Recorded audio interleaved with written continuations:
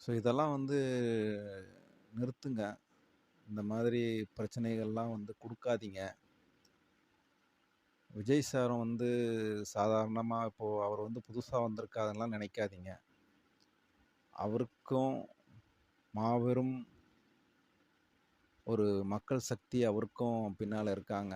அதேபோல மாபெரும் ஒரு மக்கள் இயக்கத்தோட தலைவர் அவரு. ஸோ அந்த மாதிரி ஒரு தலைவரா இன்னைக்கு உருவெடுத்திருக்காரு. ஸோ அதனால அவரும் ஒரு மக்கள் பிரதிநிதி. அவருக்கும்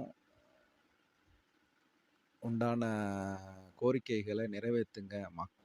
மக்களுக்கு புரொடெக்ஷன் குடுங்க. பாதுகாப்பு குடுங்க. மக்கள காப்பாத்துங்க. நன்றிங்க. நன்றி.